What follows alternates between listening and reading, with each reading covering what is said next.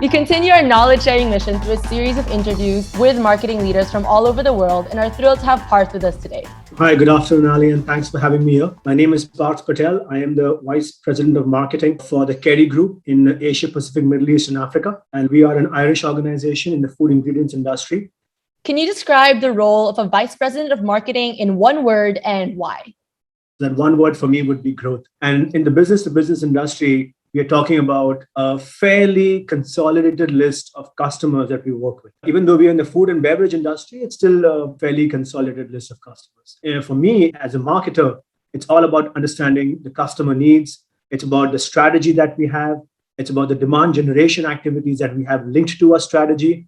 And then it's about the customer experience, all of which these four things should lead to only one thing, which is business growth. And especially in the markets that we are in, which is emerging markets, here, it's all about ensuring that we are playing with the right customers, and that's the role of marketing.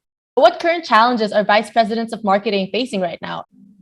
In fact, 2 months back, I was in a round table, and there were other marketers that were with me in that round table, and they were from different industries, from travel, retail, from food, IT, etc. And I was just basically hearing them speak about what are the key issues that they were facing. And I made some notes, and I'm going to share from that actually. Broadly, there are three things that stood out in that panel discussion. Number one was an age-old problem that would be measuring ROI of the investments that we make in marketing. And I was surprised to find it's a real problem for me in B2B, but I'm surprised to find it was a real problem even for the B2C marketers. So measuring ROI turned out to be the number one. The second one, and more so now than ever before, is ensuring the retention of talented marketers. We all know that after the COVID crisis, the job market is actually quite warmed up, and there are plenty of opportunities out there, especially in startups. And a lot of the young people in my team find those kind of areas to be much more interesting than working for an established organization. So I would say retaining talented marketers is definitely number two. And the third one, I would say, is identifying the next trend that can take your business up another level. So what's the next big thing around the corner, which is coming up, which is not visible to everybody? But if you as an organization can know what that is, and if you can line up accordingly, then that's basically what will help you win and grow in the market, especially in these emerging markets of China, Indonesia, India, the Middle East, which are rapidly evolving.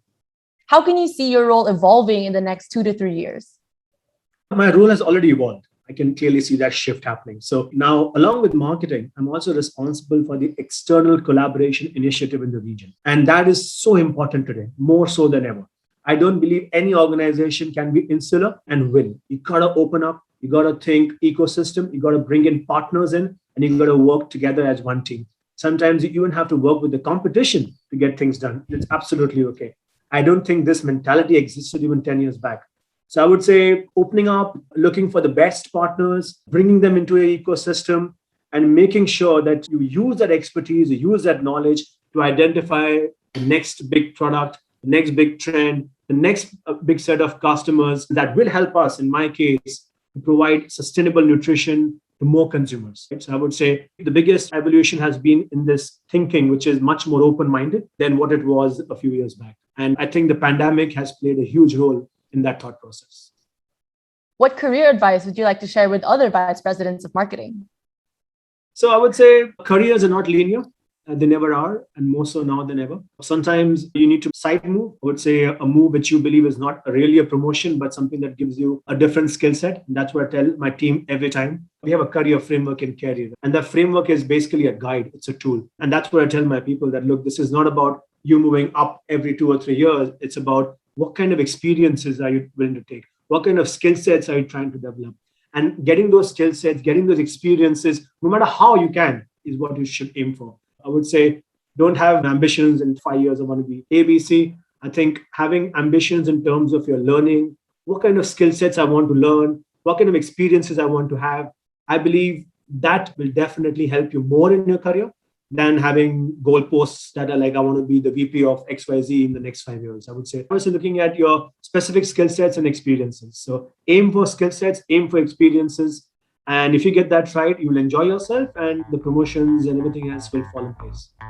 I think this brings us to a close. It's been a pleasure speaking with you, Parth, and I'm looking forward to the next catch up. Great. Thank you so much, guys.